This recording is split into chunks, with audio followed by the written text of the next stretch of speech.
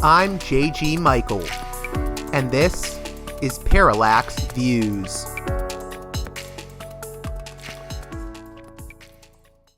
Hey there, Parallax Views listeners. As always, before we begin this edition of the show, I'd like to remind you that you can support me on Patreon at patreon.com/parallaxviews. One more time, that's patreon.com/parallaxviews. With that out of the way, on this edition of the program, we have returning guest, quickly becoming a regular on the program, from Israel, Ori Goldberg. He's an Israeli commentator and an expert on Iran. So, we're going to be talking about, of course, the Israel-Iran war. And, as always, I think Ori provides a really interesting perspective. He sees what is going on in Israel firsthand and has a lot of knowledge about Iran, so I think you'll find this conversation fascinating. It went rather long, at over an hour and 30 minutes. So, with all that in mind, let's get right to it with Ori Goldberg.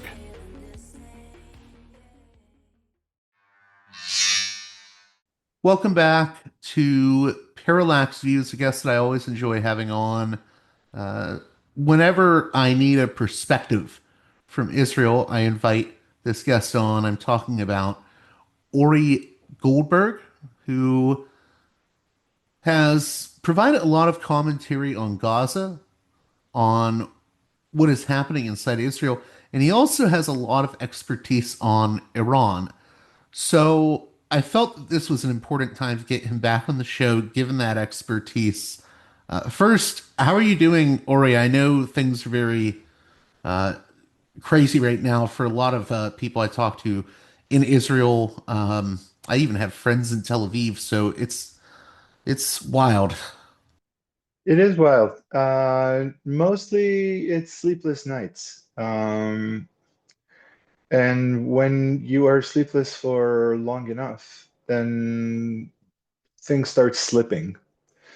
You lose your inhibitions, and generally the world takes on a surreal quality. So we're entering that phase. These have been 5 straight, I don't want to say completely sleepless nights, but we've had to shelter um, all through, well, not all through the night, but we've had alerts and sirens in the wee hours for going on the past week. And generally, the country is at a standstill, even though our politicians are now talking about returning to normal work where there is sufficient shelter.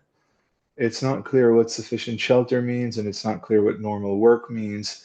And schools are about to shut down anyway because it's the end of June, and nobody has any real plan for how this goes on, if this goes on. And in many ways, that is the Israeli predicament generally. I mean, you and I have spoken about Gaza and about the lack of planning, about the attack itself being the sole virtue of the attack itself. This is in many ways Gaza on radioactive steroids, what Israel is doing in Iran right now. So yeah, things are wild, and it doesn't look to get any better, most pronouncedly because our government doesn't seem to have any kind of idea what it actually wants, what would make Israeli security better. And just in terms of defining an off-ramp or an exit strategy, it's just not in existence. What was your initial reaction when Israel initiated the strike against Iran that, you know, Iran has now retaliated for that, and things just seem to keep escalating? What was your initial reaction to it? Did it take you by surprise? And what do you make of the calculus of Benjamin Netanyahu in that initial strike? I'll admit that I was surprised, even though many level-headed commentators are talking about how Israel was preparing, and a lot of people were called up for military service in the days before the strike. I was surprised, as I have been surprised continuously over the past 2 years by Israel's choice to initiate this strike. It says, I think, more about me than about Israel, because Israel has been quite consistent in making this choice again and again and again, choosing to escalate, choosing to exacerbate. The calculus is basically that. I mean, Prime Minister Netanyahu's arguments about this being the initial strike being a preventive strike, I don't think anybody in the world buys that.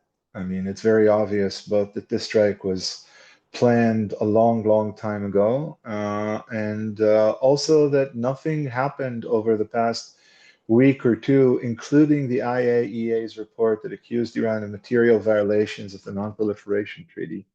Even that was not considered a casus belli, a reason to go to war. So it's very clear that this was a decision that was made politically. And I think that for Netanyahu, it has two basic motivations. The first is to try and make the world look away from Gaza. And the reason Netanyahu is desperate to make the world look away from Gaza is because Israel really has exhausted all of its options in Gaza. Israel can't even pretend to be moving forward or pressing some kind of plan or cause. Nothing. The only thing that's happening in Gaza regularly is the serial daily slaughtering of Palestinians, now mostly at the what are they called? GFH centers, GHF, I forget the acronym. But they're It's basically, crazy because over here, Ori, I yeah, see like I don't know what some of like these weird sort of pundits online are smoking, but they keep going on about, well, Iran or Israel has, decapitated Hezbollah, it has defeated Hamas, and I'm just like looking at it and see, have they defeated Hamas? I don't think that objective has been completed. Where is this no, coming from? no. I mean, and look at it. It's physics now. I mean, Israel has removed a significant amount of military personnel from the Gaza Strip, and Israeli soldiers are beginning to die again. Hamas is setting up ambushes again. It's setting up IEDs again, and that's because Hamas is very much there and Israel is less there. So I don't think anybody can argue with the physics of it. So, and I also think that these pundits that you're talking about, they're nursing at the same teat as Netanyahu in that sense. You know, they're drinking uh, delusion milk, if you will, because now it's about the denial of reality. And I think that is Netanyahu's most pressing concern. He wants Gaza not to be over and done with. He doesn't want approval to continue Israel's genocide, but he wants his Gaza to simply be gone. Just as most Israelis want the Palestinians to be gone. I think I probably mentioned this during one of our previous conversations, but ever since I was, a boy, and probably even before, a normal question to ask at a weekend dinner table was when people talk politics and somebody professed to having left-wing tendencies. And you could ask if there was a big red button you could press and all the Palestinians would be gone tomorrow, would you press it? With the general consensus being, yes, of course I'd press it. Right? This whole notion that Israel can simply make parts of reality go away. And obviously, it's the same with what Israelis are calling the Iranian regime, which is, of course, a demeaning name for the Islamic Republic. But so Netanyahu really wants the world to just not consider Gaza. He wants the Palestinians taken off every table. And that's because he has failed abysmally, abjectly, use any adjective or adverb you want. Israel has not met its own stated goals for the Gaza quote unquote war, which were to destroy Hamas and to return the hostages. They're no longer, there are very, very few hostages still living, and Hamas has not been destroyed. So Netanyahu wanted an escape hatch, which, by the way, he tried to do in Yemen when Israel started attacking the Houthis, again, to draw attention from Gaza. But now Israel is really at the end of its rope in Gaza. There's absolutely nothing it can even pretend to do. And of course, Netanyahu being Netanyahu, and in that sense being quintessential Israeli, reasons of foreign policy are intimately tied to issues of domestic politics and his own personal fate. He wants to continue on as prime minister. He wants his trial to fade away. He is, I think, really thoroughly convinced that Israel only has any kind of hope with him at the helm. And these two states of mind, these two venues of reasoning connect right there. The strike against Iran, as far as he's concerned, is just the right thing to remind the world that Israelis are actually fighting the good fight, that Israelis are the bastion of civilization, they're the vanguard, which is what Israeli politicians and a lot of ordinary Israelis are saying. The world should snap out of its anti-Semitic phase and the campus demonstrations and all the criticism and look at us and see, just like the German chancellor said, by the way, in a pretty radical statement, that we are doing the world's dirty work for it, right? We are bearing the brunt. So I think that's Netanyahu's calculus and that's There's his sort of reasoning.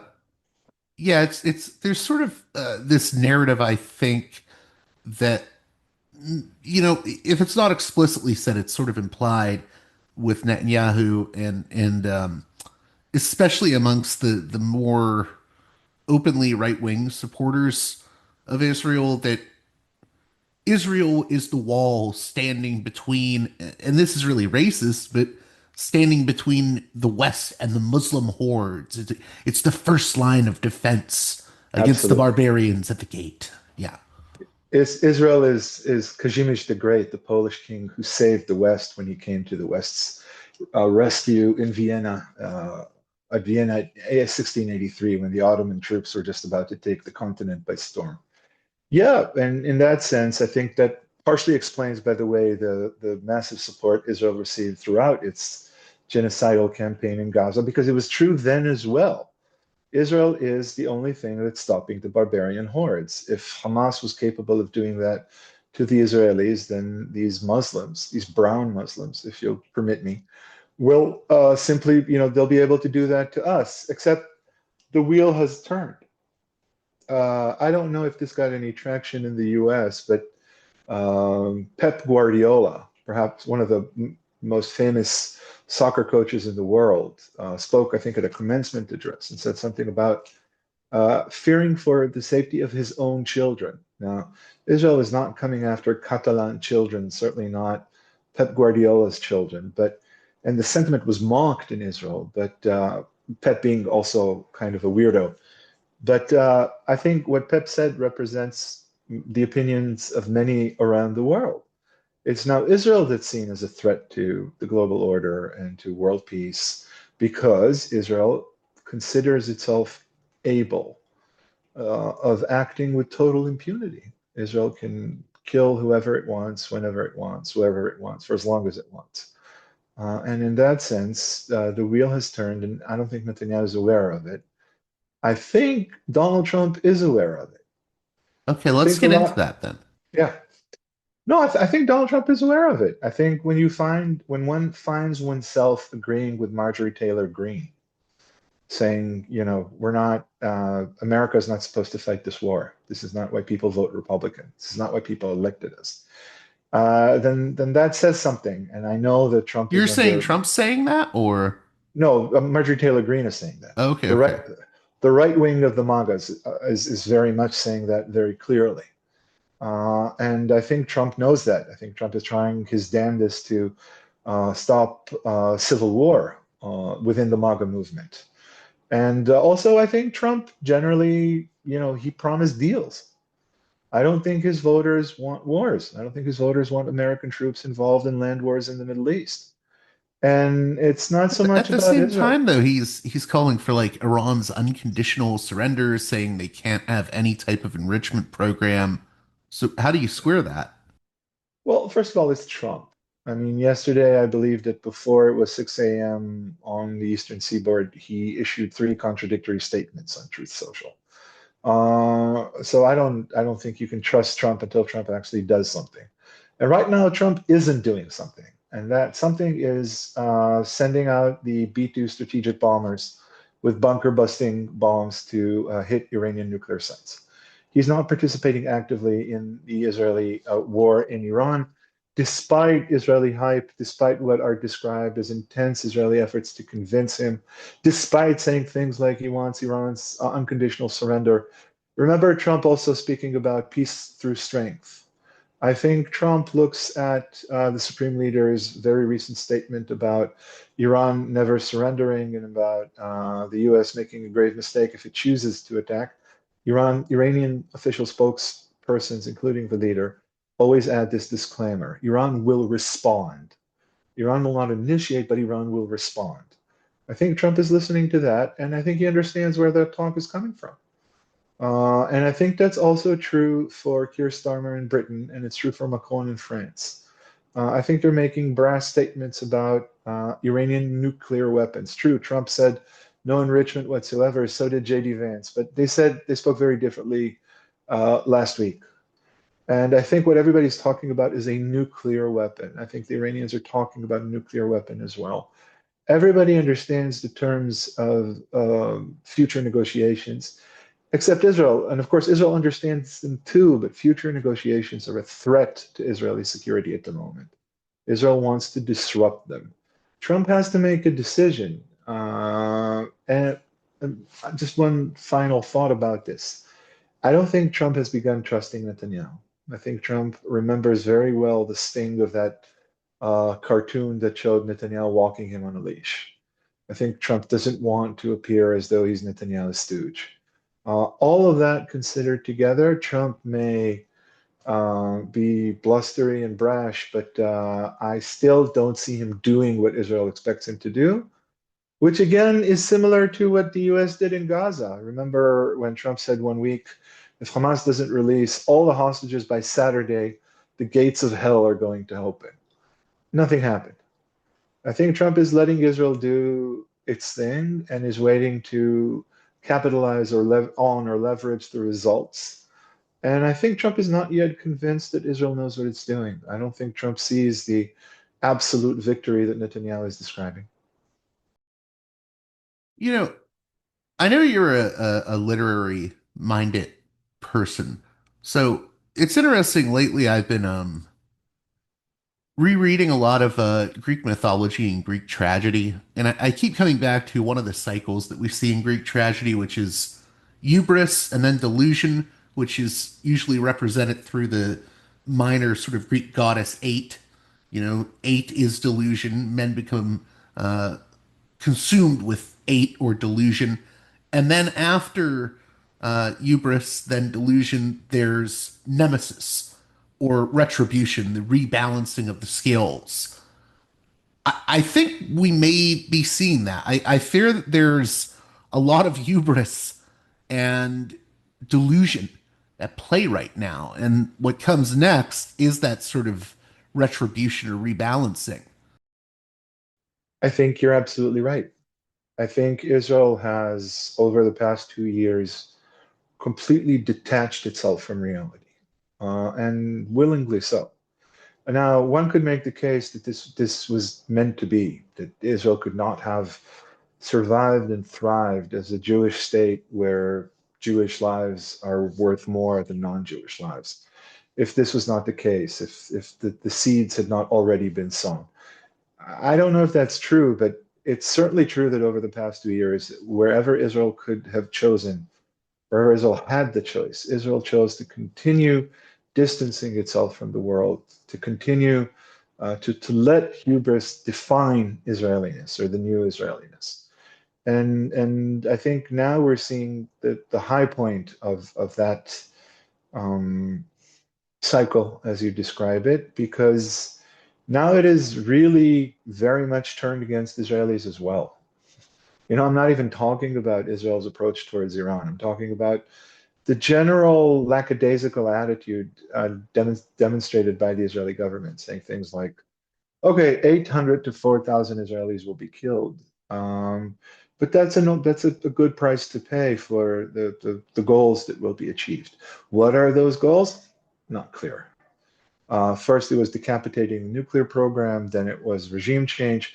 And I think that's the highest level of hubris. The highest level of hubris is not so much the accomplishment of a particular goal or task. The highest level is Hubris is a state of being. We are gods. We should be allowed to do anything we want. It doesn't matter what we want. We are free to move about as gods, to ignore every human rule, to do whatever suits us, and we expect no retribution whatsoever because we are gods. So it's not about creating a second Nakba for the Palestinians.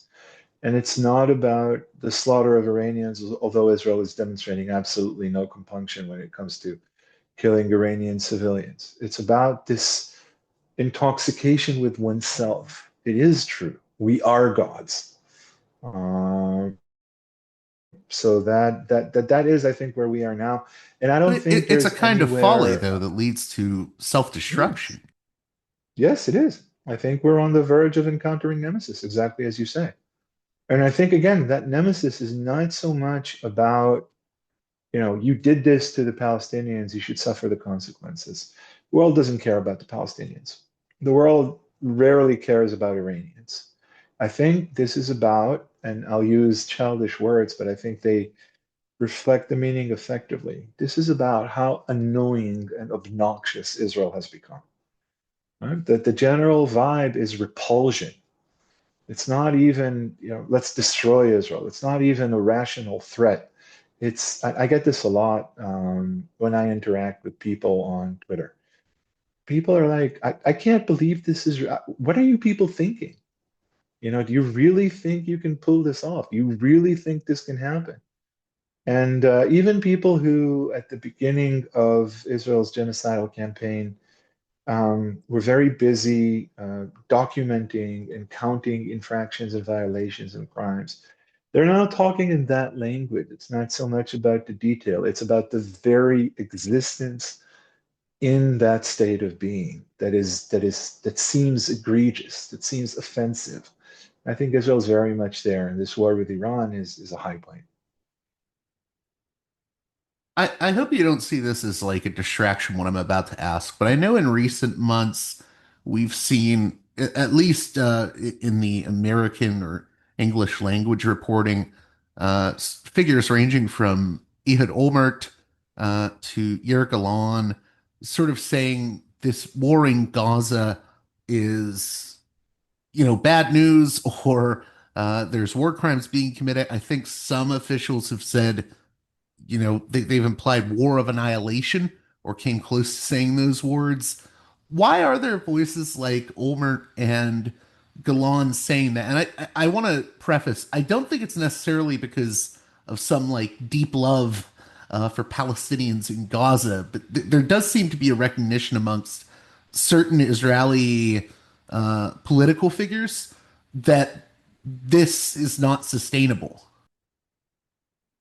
There is, or at least there was some recognition. I mean, those political figures are silent now. Yair Golan actually came out very much in favor of the war with Iran. And Well, right. I'm talking about a few months ago, and no, no, now everyone's rallying around the flag again because of the every, Iran stuff, it seems like. everyone is rallying around the flag. There was recognition because there is a certain class of Israelis, and Olmert is very much representative of that class. But then again, so is Yair Golan. There's a certain class of Israelis that is really aware of the existence of a world outside Israel. Most Israelis, and in that sense, I think Israelis are very much like Americans. They don't really believe there's a world outside Israel.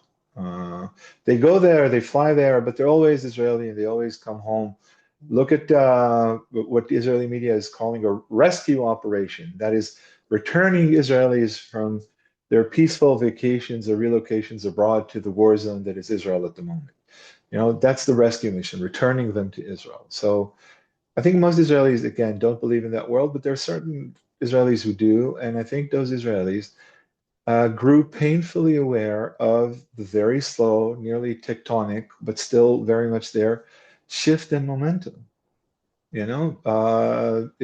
Things changed. For a long time, it seemed to be um, that supporters of Israel and critics of Israel were uh, pretty much set off equally against each other.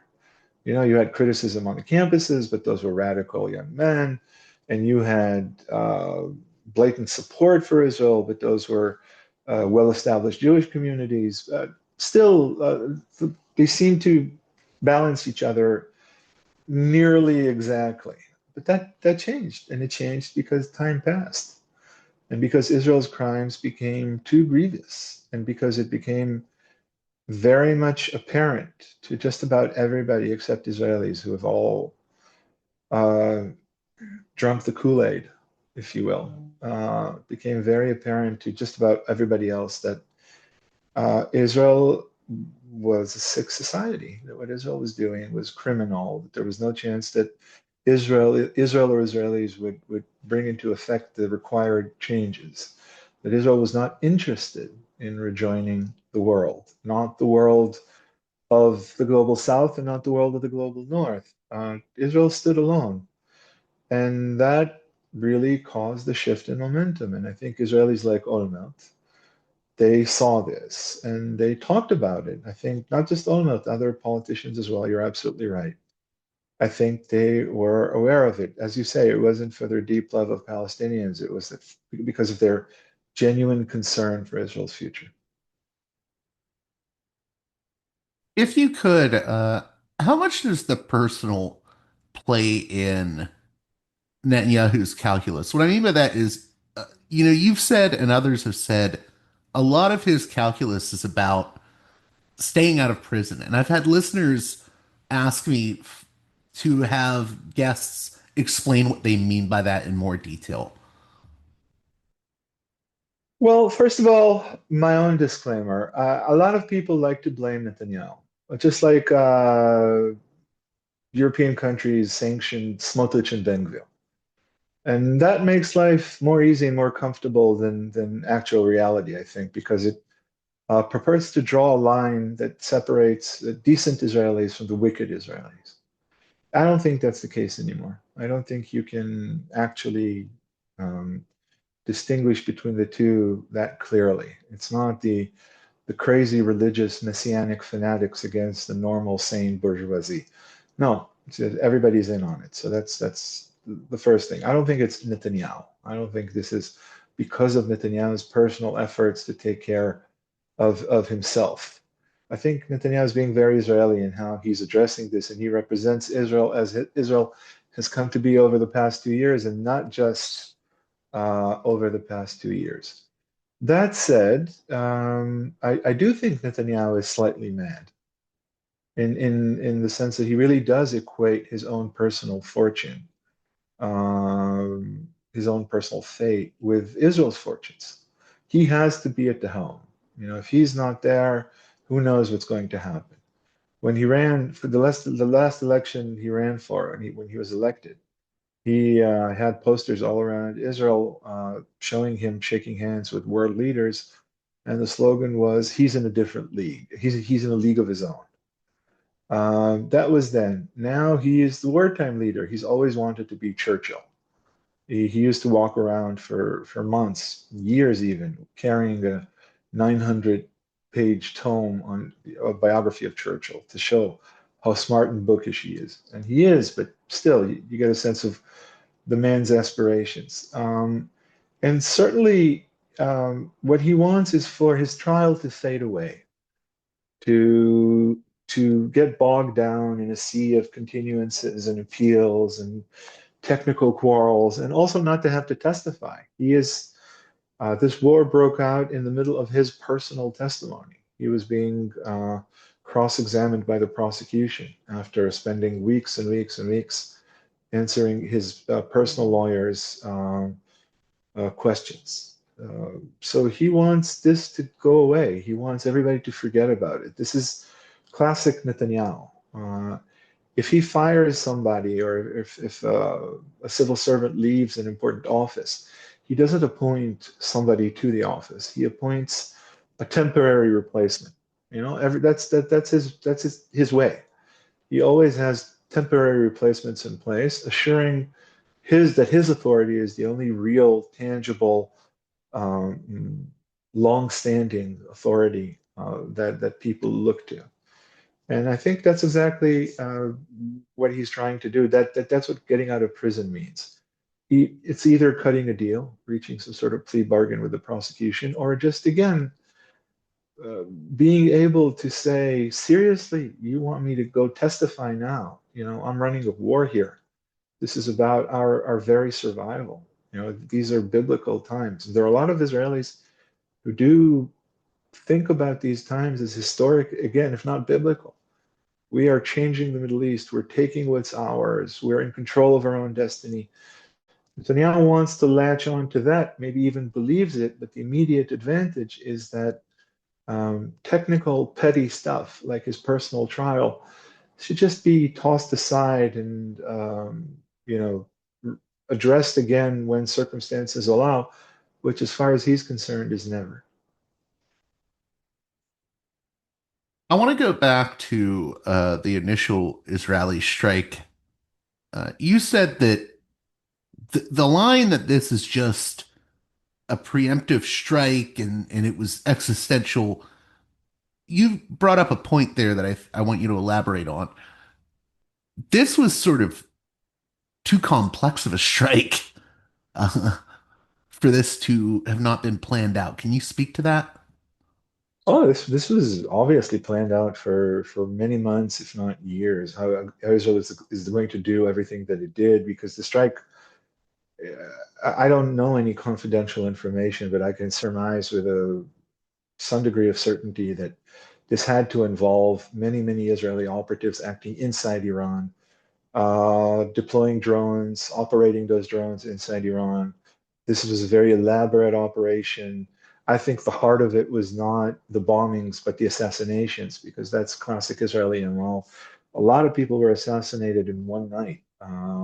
And obviously, this was planned long ago. Now, you could say that Israel planned its attack long ago and carried it out because it felt existentially threatened. But again, to the best of my knowledge, and even considering and examining our prime minister's statements, even he wasn't saying that. I mean, this whole thing is based on an assumption that should the Iranians get nuclear technology, they will immediately use it to construct a nuclear weapon and fire it and launch it at Israel. That's the assumption, and that is a racist, ignorant, bogus assumption. There's absolutely no reason to assume that that's what the Iranians would do.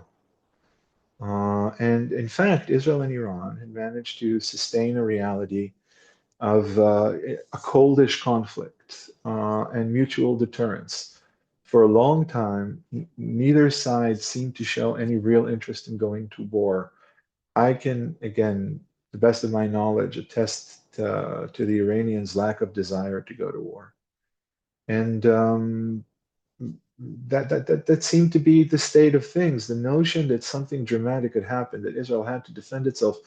Even your layperson here who talks about this war, supports this war on social media, they say it very clearly. You know, we don't need a reason.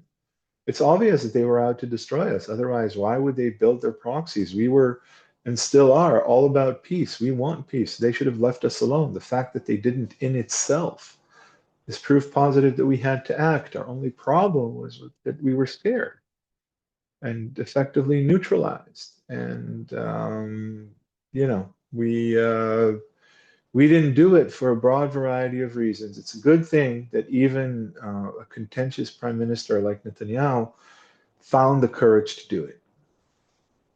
Uh, by the way, as we speak, I'm getting notices that Israeli Home Front Command, which is a military command, is easing their instructions for personal security, and they are going to allow people, they're going to demand that people return to work in places that have effective shelters, as I mentioned at the beginning of our conversation, which means that Israel believes that the Iranian threat is not as acute as it was, that it's not an immediate threat, that it's not a broad threat, that it's very specific.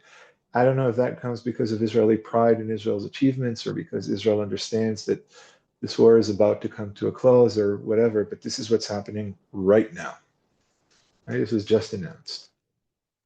I want to go back to Iran. You have a lot of expertise on Iran. So you're saying what you think it's racist that we think that anyone thinks that Iran would seek nuclear weaponry or No, no, no. okay, I misheard you, I think. I've no doubt that Iran, we know that Iran sought nuclear Right, weapons. right. I just wanted to clarify. Yeah. No, no, I think it's racist. We assume that the only reason Iran wants nuclear weapons is so they could use them on Israel, and that the minute they manage to construct a weapon, they will launch that weapon at Israel. That's racist. That comes from a very racist understanding of Iran and of the world and of those Muslim hordes that you were talking about. All they want is death. That's the only thing that interests them. That's what they're going for. Okay, that's a good lead in then. How do you analyze Iran? What does Iran want? Why does it want nuclear weapons? And what do you see its end game as being? Iran wants nuclear weapons for the exact same reasons Israel wants nuclear weapons. Iran sees itself, rightfully so, as isolated in the midst of a very hostile region. And not to mention the general enmity of the world, but even just the region. Iran is surrounded by hostile Arab Sunni nations. It's not the Sunni that's the issue; it's the Arab. Uh, and Iran wants to prepare for potential conflict, and nuclear weapons provide a very useful deterrence. The Iranians look to North Korea, for example, and see what a completely failed dictatorship can achieve with a known nuclear stockpile. So that's why they want the weapon. That's why they sought it. And the Islamic Republic has been besieged and beleaguered by foreign threats since it was created 46 years ago. So it's no surprise why they want the weapon.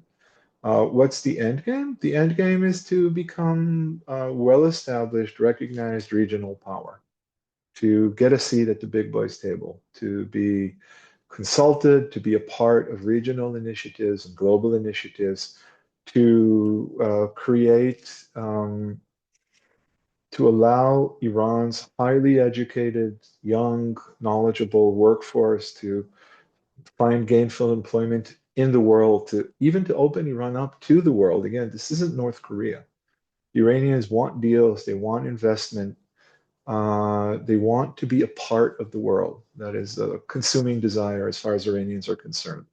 And I think the Islamic Republic, the leadership of the Islamic Republic, made the choice that may not be particularly pleasant for Israeli ears or for anybody else's ears, but they made the choice to pursue that path partially by creating a nuclear deterrent.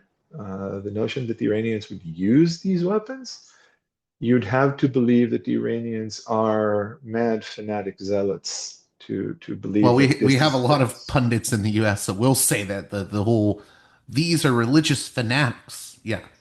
I think that goes directly to your Muslim hordes comment. I think, that's, I'm thinking of T.S. Eliot's The Wasteland, looking at the barbarian hordes storming over the plains.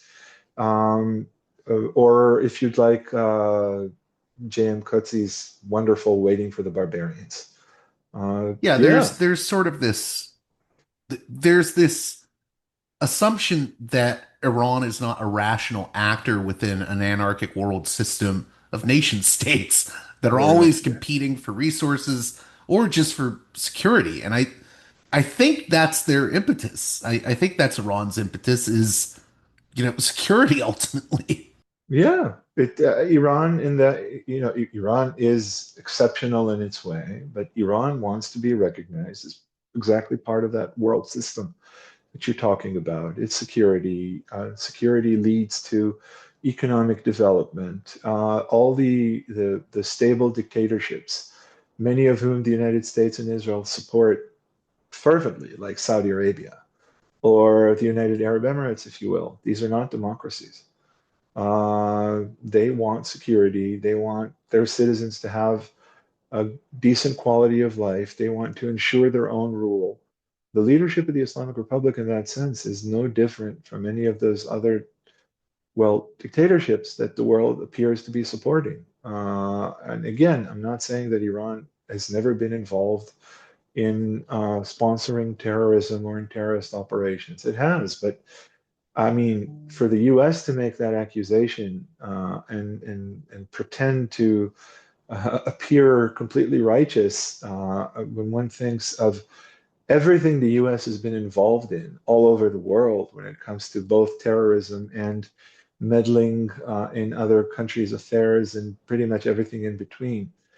You know, this is the game. This is how it's played. I think what Iranians want most is the ability and not just the ability, but the acceptance that will allow them to play the game. I don't think they want to exceed the rules of the game.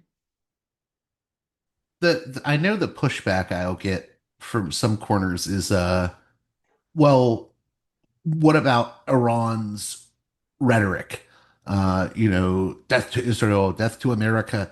But I think a lot of people want to ignore actions that the Islamic Republic has taken. I mean, it seems to pretty constantly seek de-escalation.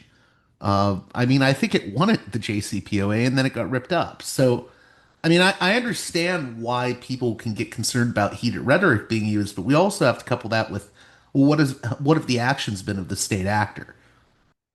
I think you're absolutely right. One of the things Israelis like to point to is a clock set up in one of the squares of Tehran that counts down to 2040 when Israel will no longer exist. And when I say things like I've just said to you, or sentiments, or echo sentiments like the ones you just expressed, then people tell me, then why do they have that clock? Are they committed to the destruction of Israel? And well, the answer is no. You know, these are rhetorical statements and gestures. There are people who are committed to this ideological warfare or this ideological mindset, but there are fewer and fewer of them. And in Iran, the Islamic Republic has always been very sensitive to the public it rules, not in a democratic way, uh, but it considers its awareness of the public's agendas and distresses and demands to be quite crucial to its own survival. And the Islamic Republic has in many ways expressed, not just externally, but domestically as well, its desire to promote prosperity. The decision to sign the JCPOA was the result of exactly such a struggle between the two dominant camps within the leadership of the Islamic Republic. And it might help if we think about them sociologically as part of the sociology of revolutions. Every successful revolution always reaches a fork in the road where it has to make a choice. Uh, some revolutionaries will say that the not just the efficacy, but the whole reason for being of the revolution is precisely being revolutionary. That is hostile, abrupt, capable of taking on the entire world or wanting to take on the entire world, somewhat isolated. But there are others who say that the whole point of the revolution was to create a new routine, to bring stabilization along different axes, to make life worth living in the very normal, stable, continuous way. That's a struggle that has taken place every successful revolution, including, for example, the Chinese Revolution. The Communist Revolution in China. That's exactly the same thing happened.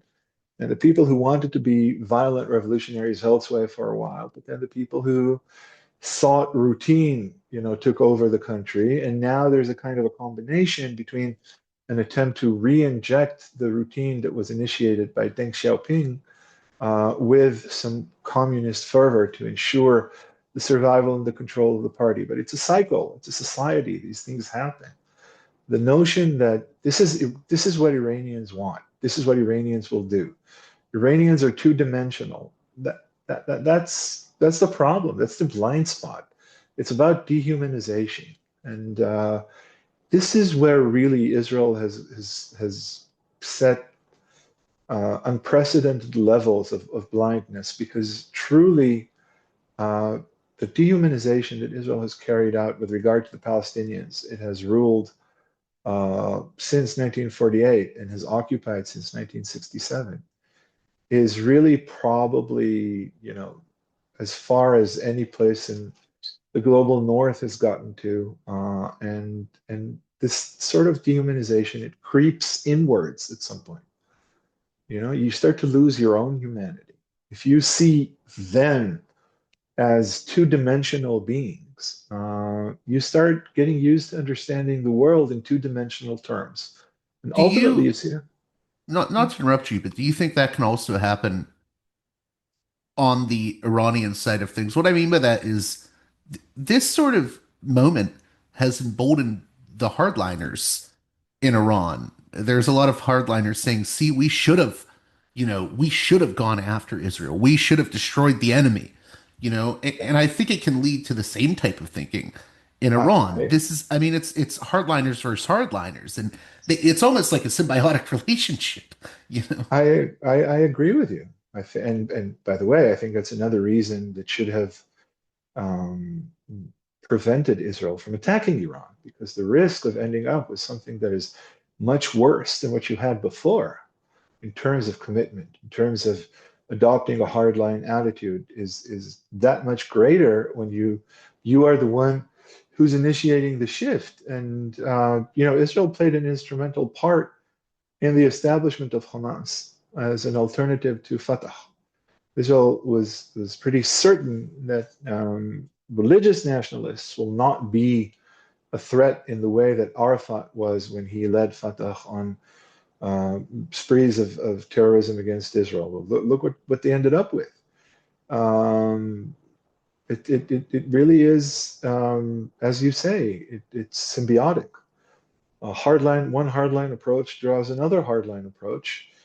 And you'd expect Israel, having already been burned by trying to create alternatives and shape reality in ways that would be beneficial to it, you'd expect Israel to be both knowledgeable and wary, but nothing of the sort. We dive right in every time anew. And one of the reasons for that is that, again, this is a continuous, creeping, constantly growing process.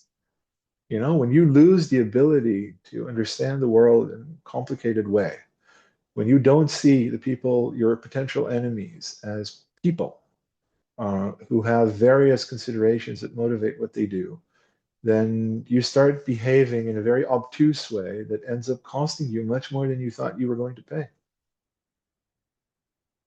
Out of curiosity, for the sake of my listeners, how did you first uh, become involved in analyzing Iran? You have a strong sort of background in understanding Iran. Can you speak to that?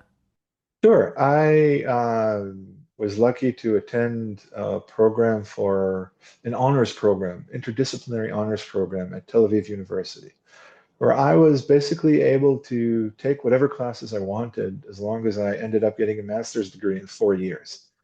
And I was always interested in Iran because Iran was always the kind of mythical enemy. I still remember seeing scenes from the funeral of Khomeini and that block of millions of people dressed in black snatching his body from the helicopter. I was always interested. It was never a passion, but I was always interested. So I took a seminar on Iran and I started reading about the Islamic Revolution. And I very quickly realized that nobody thought of the Islamic Revolution and the Islamic Republic in the terms that the Islamic Republic itself used. Religious phenomena were always explained either as a kind of ahistorical psychosis. These people are fanatic revolutionaries, full of the ahistoric zeal, or it was explained as a manipulation, something that was supposed to be something else, a class struggle, a cynical clergy playing an innocent population or whatever. Nobody ever stopped and thought about whether, these people, when they said God, they actually meant God. So I started writing what ended up as a PhD dissertation in a book about religious elements of revolutionary thought in modern Iran. And the Iranians really were astute, as they've always been, astute observers and very capable scholars. So I started reading up on that, and I got into the whole, what does being religious in a non-religious world mean? How can religion confuse people who are completely indifferent or unable to grasp the finer elements of a religious language. And it started there and ended up where I am now in many ways. There's a few more things I wanted to talk about if we have a little bit more time. Sure.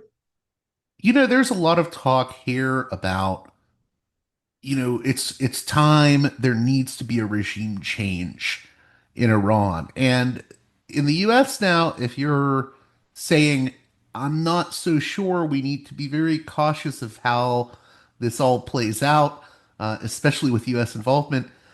Now there's this line that people throw at you of, you just have Iraq War derangement syndrome.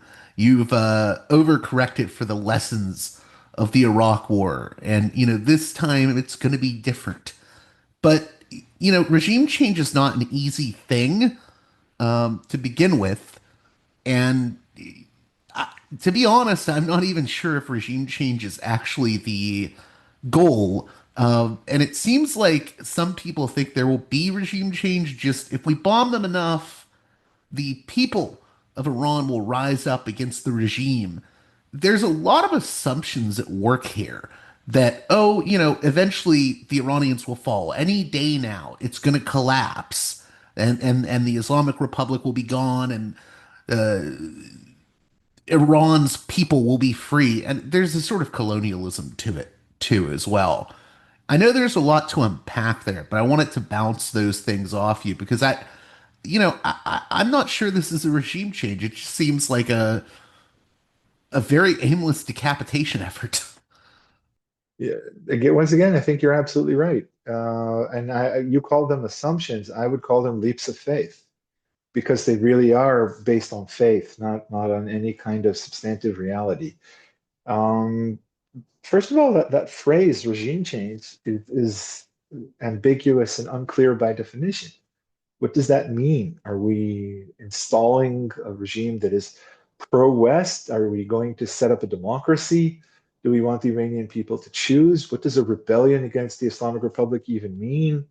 Have we are we going to affect regime change by destroying all the existing institutions and from the desolation let a new power rise, which is, by the way, what Israel has been claiming it's trying to do in Gaza? Leave nothing standing, make the entire Gaza Strip look like the face of the moon, and from that, letting other powers rise, which is really unbelievable, not just in terms of strategic foresight, but in terms of audacity. You kill hundreds of thousands, potentially, certainly tens of thousands. And what you expect is, and you starve everybody there. And what you expect is that once you starve them, they will rise to defend your goals, to do your work for you. That's just ridiculous. That's not the way human beings work. Again, it's physics. It's not, when you starve people, I, I, I hope I can quote Woody Allen, as taboo as he might be, but I think it was in Bananas where he talked about revolution, and he said that there are two things that are essential for a revolution. For a rebellion, you need somebody to define the nature of the rebellion, and then you need somebody to actually show up and do the rebellion. And who's going to show up? It really, it's just ludicrous. And yeah, that's why these are leaps of faith. They'll see, they'll understand. What will they understand? That the country that attacked them in unprovoked unilateral fashion is actually setting them up for success, for a democracy that they've never had, because Iran has never been a democracy. Now, Iranians are tremendously suspicious of outside pressures anyway. They're very paranoid as a nation, and rightfully so, because although they were never directly occupied, the United Kingdom and Russia were the first to. When you Go ahead. say Iranians, do you mean the state itself or also the No, people? no, no, no, the people. The people. Historically, everybody in Iran is very suspicious of foreign attempts to dictate Iranian agendas. And this has been going on for centuries now. Yeah, I think you Uh, mentioned Russia there, and I sorry I cut you yeah. off. No, no, that's okay. They've got a huge land border with Russia. The Iranian Communist Party, today, was always the biggest communist party in the Middle East. And in fact, the last Iranian Shah, Mohammad Reza Pahlavi Shah, he wasn't afraid of the clerics. He was afraid of the communists. The reason the clerics carried the day in the end was that he was so unafraid of them, that he was so full of faith that the Iranian people would understand that they were just, relics of days long gone, that he let them continue to publish their magazines, and everybody who wanted to protest his regime started speaking religious language. The Marxists had magazines devoted to Imam Ali, the first Imam of the Shia, as the leader of a class struggle. And the liberals talked about Shia society as permissive of, more liberal and more open customs. And the clerics were happy to welcome everybody. And the general assumption was that when the Shah left in 1979, the people who would create a new Iran, it would be an alliance between the bourgeoisie, the large landowners, liberals would lead the way. Everybody was very surprised when, after 6 months, nobody could manage to create a ruling coalition, and then Khomeini stepped in and carried the day. It wasn't supposed to be an Islamic revolution. It was supposed to be a popular revolution. So it's way, way more complicated than that. And it's not just more complicated, because that's me putting on my expert hat and saying, I know things that you don't. It's actually about things everybody knows. When you attack a country, the immediate reaction is not a rebellion that would dismantle the existing institutions. It's about uniting behind those institutions, rallying around the flag. The Islamic Republic has always been as national, perhaps even as nationalistic as anyone. It's never been about a Shia takeover of the world. It's been about Iran. Iranians are very patriotic, very proud of their Iranian heritage. And the clerics are they're part of that heritage. They're not foreigners. I saw some Hasbara stooge say something like, if the clerics were truly Iranian, they would speak Persian and not Arabic. He's being very stupid when he says that, just completely ignorant.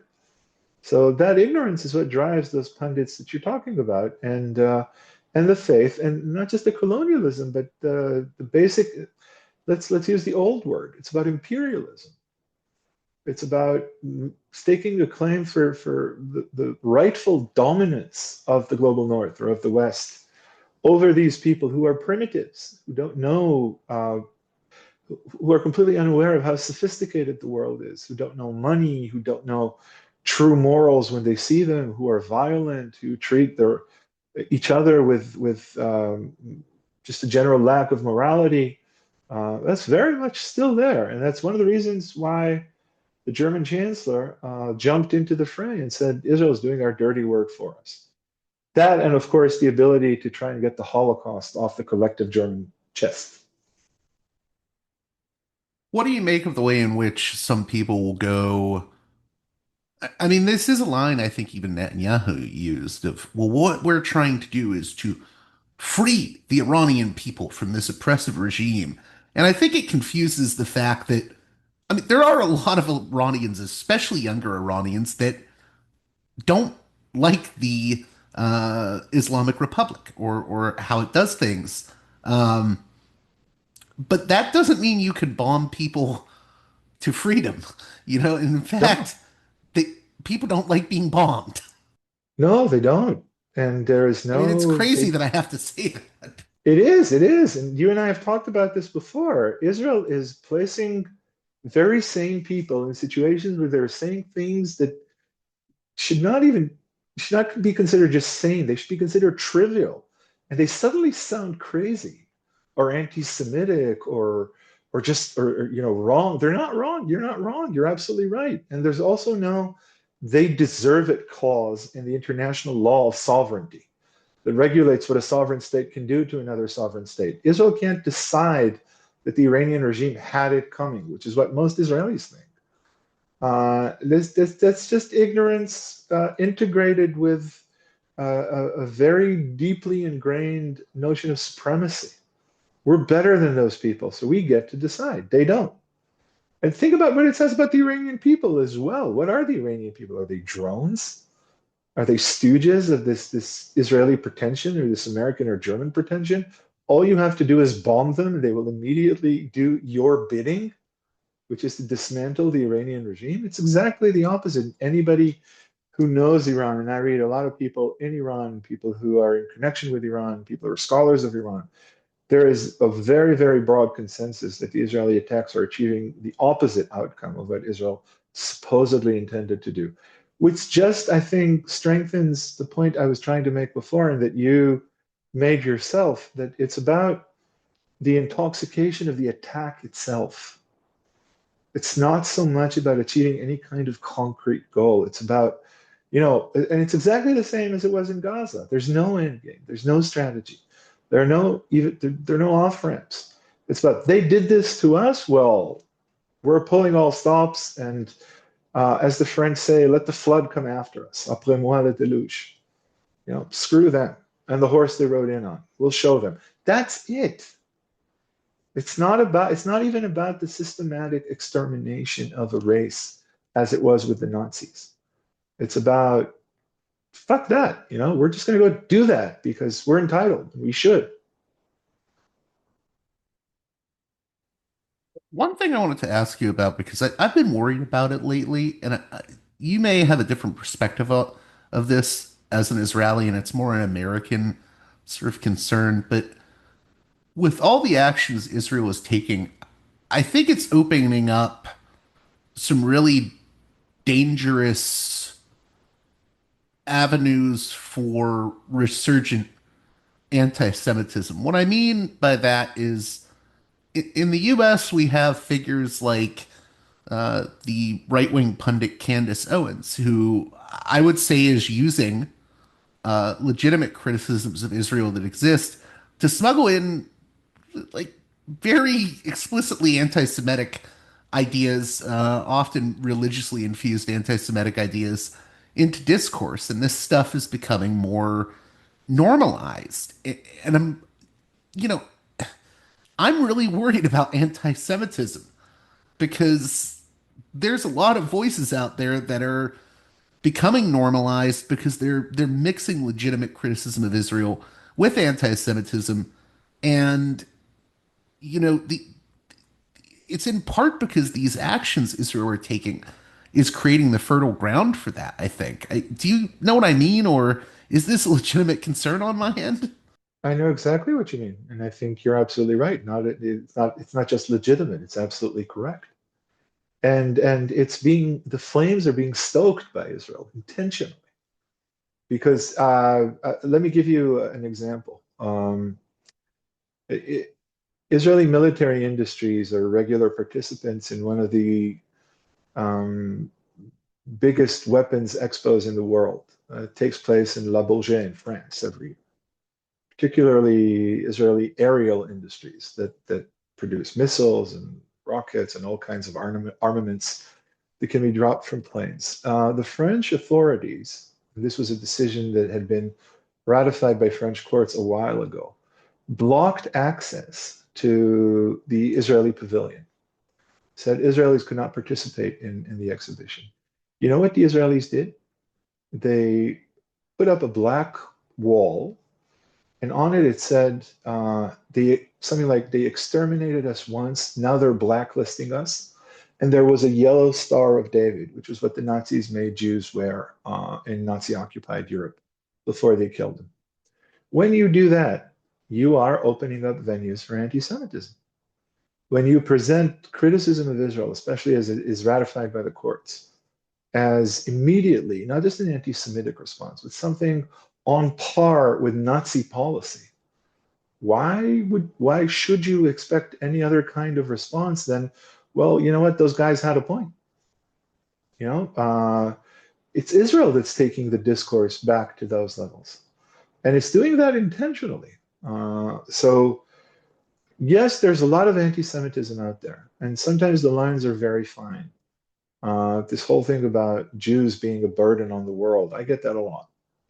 From people who I think don't necessarily mean that Jews should be exterminated. But the line is a fine one. Israel is insisting that the line is not a fine one. That any criticism of Israel is an anti-Semitic attempt to wrong Jews and perhaps even to kill Jews. So I think you're right to be worried. I think for Israelis, this can be easily explained. What Israelis will say is, well, it's always been this way. Whatever we do, we can't catch a break, which is Again, in itself, ludicrous when you consider the level of support that Israel has received, not just over the past 2 years, but since it came into being. Just the funds, this whole thing about how there is what's called in the German constitution, the Staatsraison, the reason for being of the German state is to care for the defense of Israel and its citizens. Why? Or rather, maybe we can understand why, but how could Israel claim that it's alone under those circumstances? And yeah, it's part of Israel's detachment from the world. It's part of Israel's unwillingness to bear the consequences of its actions. And again, it's not even so much about the debate in principle. It's about the fact that Israel is just unbearable. You can't do anything with Israel anymore. Nobody wants to play with us. Israel is that unbearable kid in the sandbox that nobody wants to play with. The one who keeps pushing other kids away or fooling them or whispering obnoxious things in their ear. Israel is doing that, and it's doing it consistently. It's burning all the bridges. It's sawing off all the branches on which it sits. It's just doing it intentionally. Yeah, so you're absolutely right. Anti-Semitism is very much a concern, and it's a direct response to Israeli policy. In terms of what's happening right now, I think something that gets lost, especially in social media world, is listen. I've had footage sent to me by Iranians of what's happening in Iran. I've had footage sent to me by folks in Tel Aviv that I'm familiar with, sending me footage of what's happening there.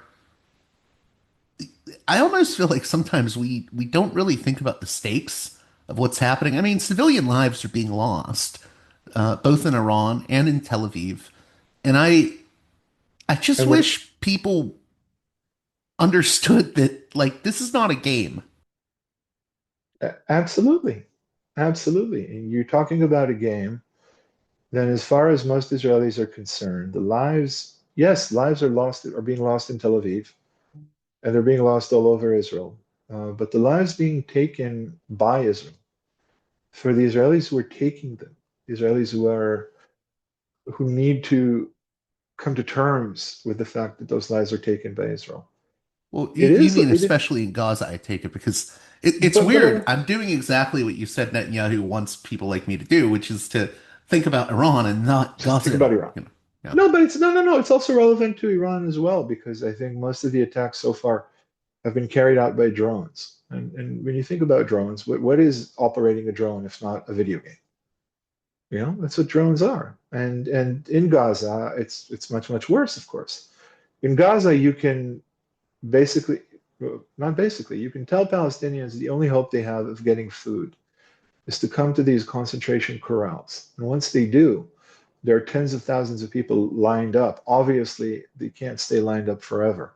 So, fights break out and they start losing the order that is imposed on them by the corrals. And then Israeli soldiers shoot them because they felt that there was suspicious movement, that there was a risk for their lives. What's that if not a video game? Yeah. And again, I feel a need to use this term as frequently as I can. It's about dehumanization. What you're saying is also about dehumanization. It's about not understanding the stakes. It's about being completely insensitive to the lives lost because they're not really lives, because those are not really people. And I'm afraid, I'm not afraid, I know this to be true. This is turning on Israel from within and from without. Israelis are not seen as people anymore. They're seen as monsters. Or at the very best, they're seen as petty children acting out constantly. People don't want to talk to Israelis. People don't want to be in the company of Israelis. They don't want to work with Israelis. They don't want Israelis in their businesses. Um, I get that a lot. I get it's very endearing, but it's also creepy. I get a lot of, "Hey, Ori, you're one of the good ones." When Israel falls apart, you'll have to come over and we'll take care of you. You deserve saving. The rest of your countrymen don't. And, I always try to answer that positively, but it creeps me out because it's really true. Not true about me being great, really true about the general sense that Israelis are not worth saving, that Israel is the bane of humanity's existence. This is what's happening now. And the main reason for that, again, is not Israeli wickedness per se. It's not xenophobia or racism. It's dehumanization. It's the inability to see the other person as a person. That's it. I know the pushback I will inevitably get is, well, if that's true, why is France and Germany and the U.S. saying we have 100% support for Israel? How do you respond to people that are gonna, bring that up? They did for a very long time. And they still, the state Well, people will bring institutions. up, for example, what the German chancellor said. Yeah. Well, Germany is a special case because Germany really has a tremendous guilt complex in place about the Second World War generally and about Israel specifically. But it's true, the world did support Israel unconditionally for a very long period of time when it comes to the Palestinians. There's still support for Israel now, but it's changing constantly, constantly. Even when Keir Starmer announces British forces being moved to the Middle East, or when Donald Trump moves strategic bombers to the Middle East, or whatever, uh, it's still not happening. If Iran attacked Israel, or if Israel had done this 5 years ago because it claimed some sort of prior knowledge with regard to Iranian intentions or whatever, it's pretty likely there would have already been an international coalition in place because nobody likes Iran. I mean, what happened to Iraq could easily have happened to Iran had this been done 5 years ago, but that's no longer possible. Israel is very much supported, but Israel is also a liability. And it's not a liability because of anti Semitism.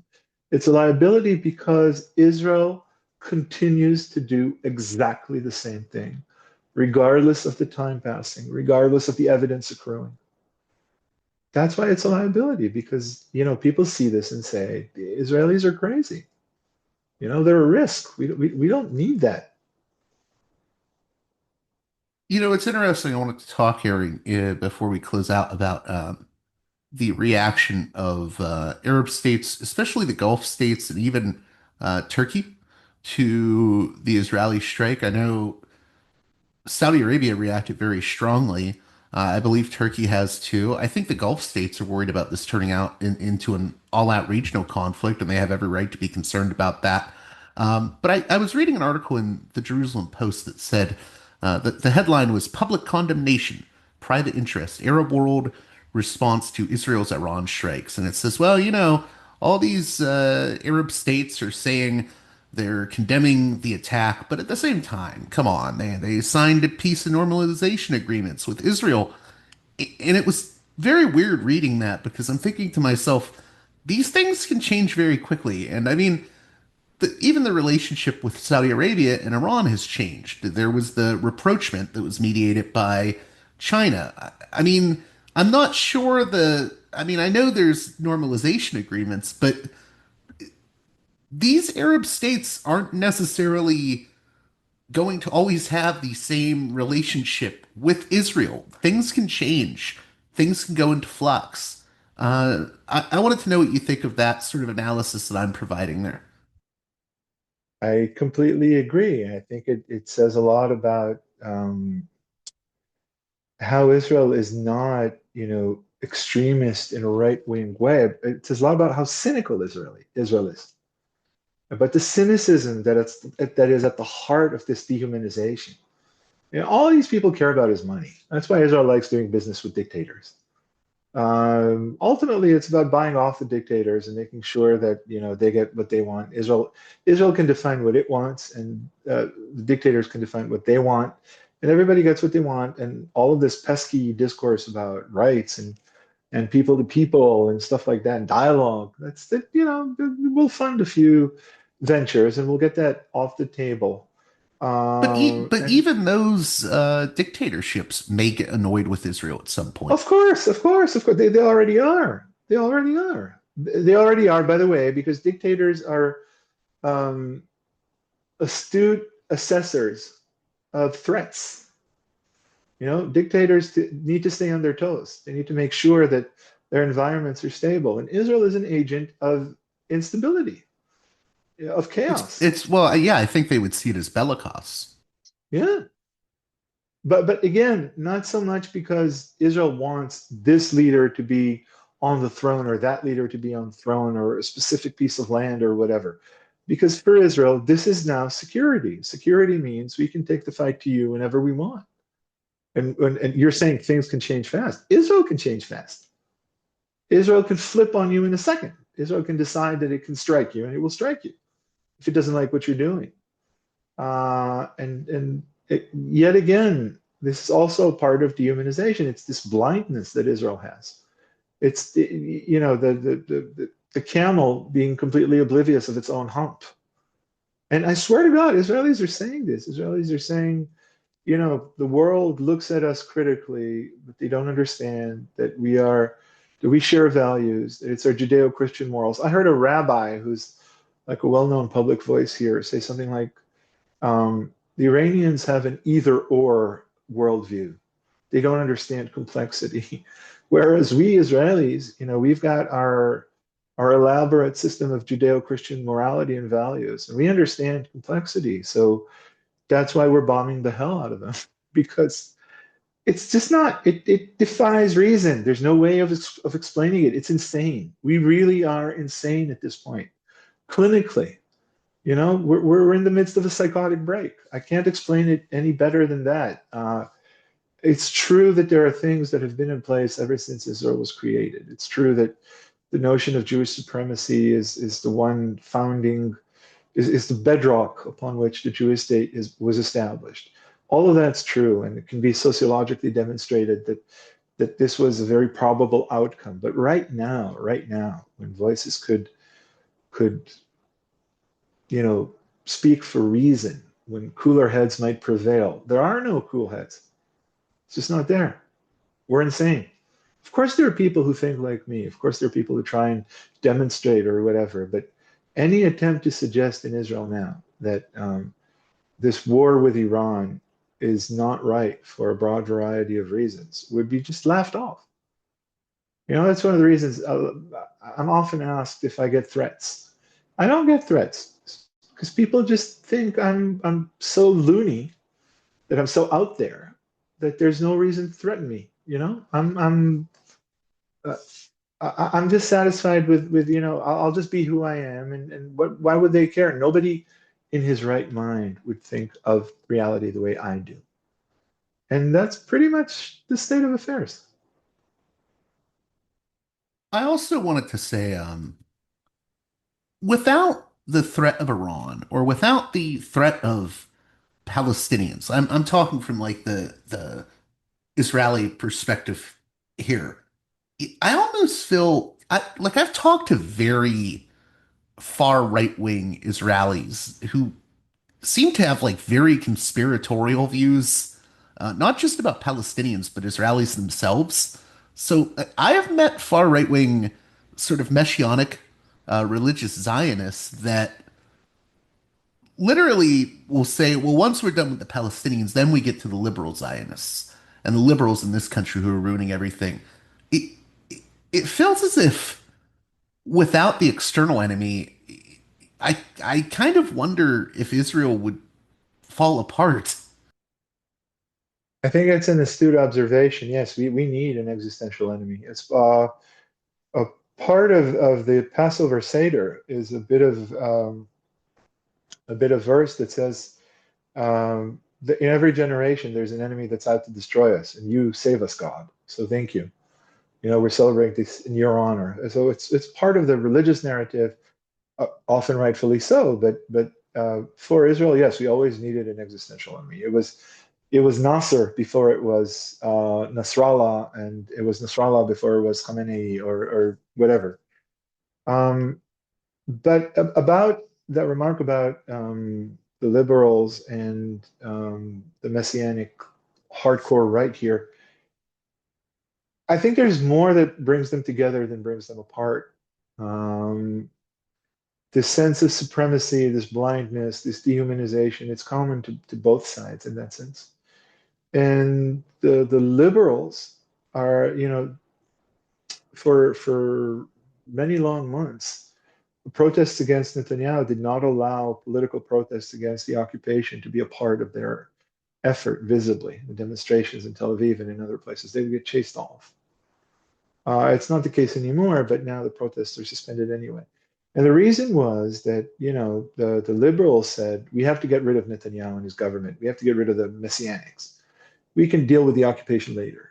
There's nothing pressing about it. We've had it for going on 60 years, so they'll wait a few more years. Doesn't matter. And in that sense, those liberals have a lot in common with the settlers. They also don't want to talk about the occupation. So what I think might happen if there were no external enemies is that the settlers would probably win the day politically, because they've got, I forget who made this joke once. I read it somewhere in America, that if the Civil War was to be refought, the South would win because they have way more pickup trucks. So the settlers would probably win the day, and the liberals would either conform. They're already conforming. I mean, you've got our Minister of Education. His one initiative over the past 2 months has been announcing new budgets for Judaism studies in school, to make Bible study a compulsory subject, It sounds to like you're ensure. saying liberal Israelis would roll over. Yeah, because they're not really liberal. Because at the heart of Israeli liberalism lies the same assumption of supremacy that sustains the hardcore religious right. Yeah, how can you be liberal and be a supremacist? How can you be a liberal in an ethnocracy? You can't really. Um, so, I mean, in Europe and in the United States, you can have a social you can have disagreements, you can have a social struggle, you can have talks about the vision of the country, but you can be all kinds of things. And there's an immigration ethic, but how can you be liberal in a place that upholds the opposite of democracy in its heart, that upholds a military dictatorship? How can you be a liberal? So yeah, they would roll over, or they would jump on the wagon because nothing about this is foreign to them. They'd be proud Jews. If there was a disdain from the world, then that would, of course, compound that, because everybody would say, well, the world hates us anyway, so we Jews have got to stick together, which is what we're doing now in a lot of ways. So yeah, the liberalism has never been a force for goodness here. You can either be Jewish or you can be what Israelis now call a radical leftist, somebody like me. That's the way it goes. Yeah. I wanted to go back to something you said earlier, which is that being sort of put off by the "you're one of the good ones" sort of comments. I mean, I hear that like, I'll have people say to me, "Oh, well, like Gideon Levy, he's one of the good ones," and I find it off-putting because, like, the whole good Jews versus bad Jews thing is kind of. I mean, I think there's a certain anti-Semitism to that. Is Yeah, is that yeah, what puts you off, or because yeah, it puts yeah, me yeah, off too? yeah, definitely. I mean, seriously, if I go to Ireland, I've got a lot of Irish followers. I love Ireland. If I go to Ireland, I kind of feel like I'd have to get somebody who knows me to meet me at the airport and make sure I'm not spat on by, your casual pub guest, or whatever. I feel like I need somebody to vouch for me that I'm a good Jew. And I'm probably it's not about my laurels, but I guess I am a good Jew in that sense. But still, I don't want to be made so painfully aware of it. And I know that it's not their fault. More than anything, it's Israel's fault. And I accept everything that's coming to me. As an Israeli, I don't expect to be um, uh, marked as the good one and let off the hook. I will take everything that's coming to me, and I'll probably be taking it for the rest of my life. But I find it weird and What? But why off-putting. do you see it as coming to you? I mean, what? Because I'm Israeli. I can't claim that this was done without my knowledge. I was a part of the system. I grew up in the system. I was an ardent two-state supporter, and I was a good leftist, and I didn't see where this could go. I didn't assume that this could be a part of it. And there are a few leftists like me, or a lot of them, who say this is not in my name.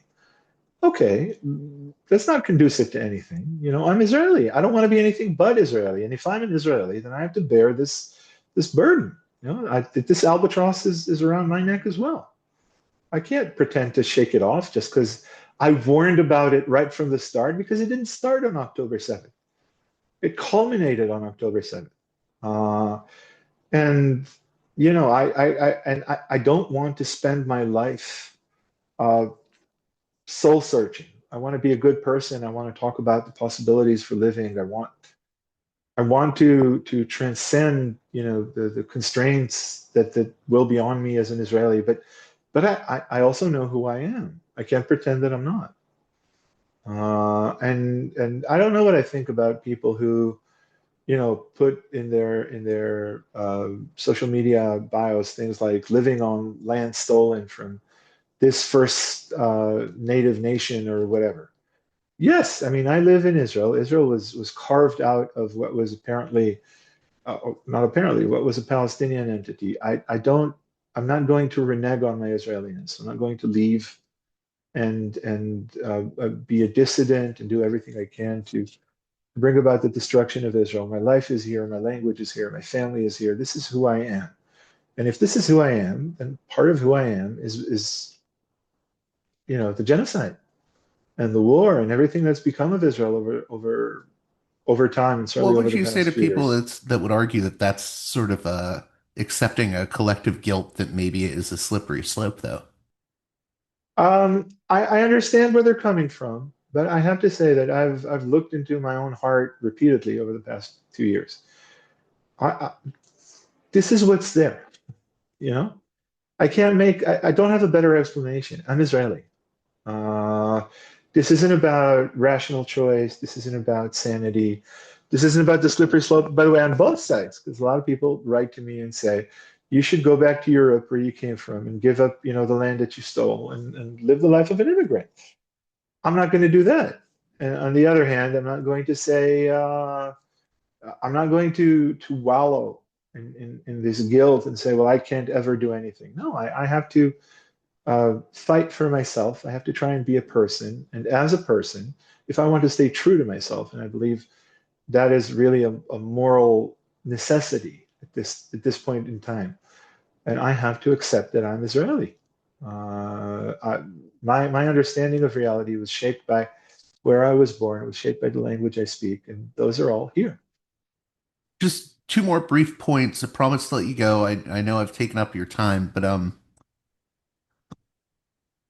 I wanted to ask you, are you surprised how long this has gone on with regards to Gaza? Because in past conversations, I remember in past conversations you would say to me, and you're not the only one, there's many analysts and whatnot that said this at various times. I think it's gonna end soon. I think Israel will be restrained soon. I think it's not, it's gonna come to a close soon. Have you been surprised at how long this has actually gone on? I have, and I'll see you and raise you. I was wrong. I assumed that again, cooler heads will prevail. I assume that there's a place for reason. I assume that uh, as sick as I thought Israeli society was, either the world will come to Israel's aid, or Israelis themselves will realize what's happening. I was wrong. Um, the effects of dehumanization are really incredible. They're way, way deeper than I thought they were. I'm trying to write a book about this now. It's not easy because every aspect of reality is tainted by that dehumanization. It's not just about denying the Palestinians their independent state. It's about how life is structured in a place like this. I was surprised. I'm still surprised, and I was wrong. I thought Israeli society would stress its potential solidarity as regards to hostages. I thought that even if it was selfish and completely oblivious to the plight of the Palestinians, then it would care for incarcerated Israelis. I thought that would direct things like the military pressure. I was wrong, and the worst thing I think anybody can do is say, well, this was because of Netanyahu. Netanyahu is insane. His government is insane. It's right. It's not a right-wing government. It's a social thing. An entire society enabled this thing and facilitated this thing, did not speak about this thing being the genocide. And the war with Iran is just an extension of the thing that began on October 7th. Yeah, I was surprised and I was wrong. I've learned my lesson. And then the sort of follow-up question to that was, are you more confident that this Israel Ron this war is going to end sooner? The prevalent popular opinion among commentators and pundits is that Iran is going, that both Israel and Iran are interested in a war of attrition that will last a long while, certainly weeks, maybe even months. I failed to see how that materializes into something real because neither side has the money or the resources. Unless the US commits unreservedly to allowing Israel to do whatever it wants to Iran and sends in an expeditionary force. But you don't Uh, when, necessarily see this going on for years. no, no, no. I can't even see it going on for months. I assume there's a chance it might go on for a few weeks. I can't see anything beyond that. Uh, but again, maybe I'm putting too much trust in reason. It's just that the pattern is so eerily similar to what happened in Gaza. Israeli IDF spokesperson said that what Israel calls its target bank is going to be exhausted by next week. When the target bank was exhausted in Gaza, you know what happened? They just built an AI algorithm that created new ones instantaneously, or tens of thousands of new targets on a daily basis. So I don't know if that's going to happen again. I highly doubt it. This is Iran. It isn't Gaza, but I'm not going to bet the farm on that assessment. I'm going to say that I still believe in the effect of physics on human nature. And I guess to some extent, I still believe in human nature. I'm an incurable optimist. Uh, I believe people cannot remain oblivious to their reality until they die. There's a good chance I'm wrong. Israel has certainly proven me wrong repeatedly over the past 2 years, but I'm still there. Maybe that's part of the reason I keep talking the way I talk. Well, I think you brought up an interesting point when you said neither Israel or Iran probably have the resources to do Yeah. this forever. Yeah, we don't have the interceptor missiles to shut out Iran's ballistic missile core. Try as we might to destroy every missile depot or silo in Iran, we can't do it. Iran's too big. We need to get the world into this war if this is going to last. There was talk about this before the Israeli strike about a potential World War III that starts in the Middle East. Frankly, I don't see it. I don't see it on the Chinese side. I don't see it on the American side. The only one who might be crazy enough to go for broke in that respect is Vladimir Putin. But I don't think he enjoys the resources he enjoyed when he invaded the Ukraine. If there's just a drain on all of this stuff, which is why I don't really see it happening anytime soon. All kinds of complications, all kinds of again, potential attrition, maybe miscalculation here or there, assassination, senior leaders, all that is a part of it. But as a war, the sort of thing we've grown accustomed to recognizing as a war, I don't see it happening. Do you think that, I think you said in 972 recently in an interview with them that you, you see Iran as basically making the calculation that they can take they can absorb the hits from Mhm. Israel for like basically mid to long term gains. Yeah, Iran's not Gaza. And of course, Gaza was a surprise as well. I don't think anybody assumed Right. Well, Israel would. I would even add Iran is not like Hezbollah either. People No, keep making that comparison. It's like, no, no, no, these no. are different. You don't bomb a single neighborhood in Beirut and get rid of everybody. No, you don't. And by the way, Hezbollah is not as decimated as Israel makes it out to be. It's still got missiles. It's still got a leadership. It's still running things in southern Lebanon. Israeli spin is Israeli spin, but Iran is, as you say, neither of those things. Iran is a huge country with a lot of people, very complex layout, a well-planned strategy for withstanding crises, but also for disseminating its resources all throughout the country.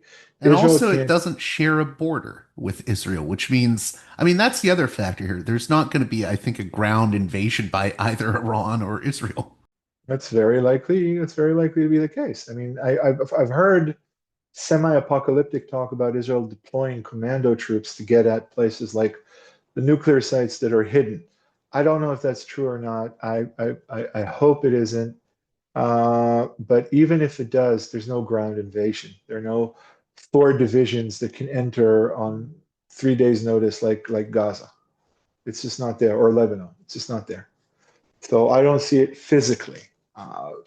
Who knows and everything, but I can say that with a fair degree of conviction. I don't think this goes on for a long time. I want to leave this on a note that brings us full circle. Yeah, I was talking to people that aren't really concerned. Like, there's a lot of Americans that this isn't the thing on their radar right now. Foreign policy, all that. They just sort of see it in the background. And there's people around me that know that I cover this stuff. And Yoav Galant came up, the former Israeli defense minister, because he made this Yeah, comment where he said the U.S. has an obligation to assist Israel's operation yeah, with regards to Iran. And you know what's weird? These people that are very apolitical and kind of apathetic about this stuff, where they say, "Oh, that's happening over there," these like sort of, for lack of a better term, normies, um, essentially said, "Who is Galan to say we have an obligation to do anything?" And, absolutely. and this isn't like political people saying this. I mean, No, do you no, think it brings it full circle where it's like there is a hubris at work? yeah, absolutely. It's not just him, by the way. Other Israeli politicians have made similar remarks. Yeah, And I think there's a resentment when Americans hear that because what do you mean obligation? there's a resentment all over the world, and you're right. It does take us full circle because that's where we started. It's not about the Iranian nuclear program. It's not about the Iranian senior leader. It's not about Hamas. It's about the sheer ability to do whatever you want whenever you want to do it. That's what gets Israelis high, the sense that we've been constrained for so long, and now we're no longer constrained. People are talking in terms of, providence here. This is God watching over us. But even the ones who are not religious, they're saying exactly the same thing. And the general vibe, this guilt is off. I'm not even talking about lethality. I'm not talking about the genocide or anything as dramatic as that. Israel is just so remarkably obnoxious, so unbearable in its behavior. Nobody wants to hang out with us anymore. Yeah, and it makes perfect sense. Why would they? I wouldn't want to hang out with Israel. Let's close on that. I want to thank you again, Ori Goldberg, for coming on Parallax Views. I always keep you long, and I hope that doesn't bother you, but I No, think our no, conversations are very substantive and I we agree get with you. philosophical with it. It's a real pleasure to have these conversations. Now, you can have me for as long as you want. It's a great pleasure for me, even now when I'm very, very popular, suddenly doing interviews all over the world. I don't get to have this kind of conversation with just about anybody. So I'm very grateful for the opportunity, and I'll come on again whenever you want me to come on again.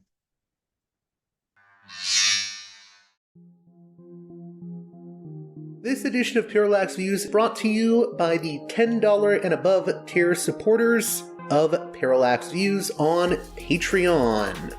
So, with that in mind, producers credit shoutouts to Galen, Matt, Gunnar, Mark, Simon, Alexander, Catherine, G, Tilo, Emilia, Jeremy, Jeff, WV, John, Bert, Brian, Elliot, Darko, Michael, Brace, James, Nick, Mersham, Galen, Gareth, Arlen, Bo, Christopher, Michael, Gigadelic Media, Will, Chance, Chase, Dan, Big Bob, David H., Y. Kellerman, Sadeed 13, Kathleen, David, Ava, Bob, The West Bank Robbery Podcast, Jamie, Enoch, Gary, Max, Ishtofer, James, Martin, Matthew Ho, Brian, Nobody,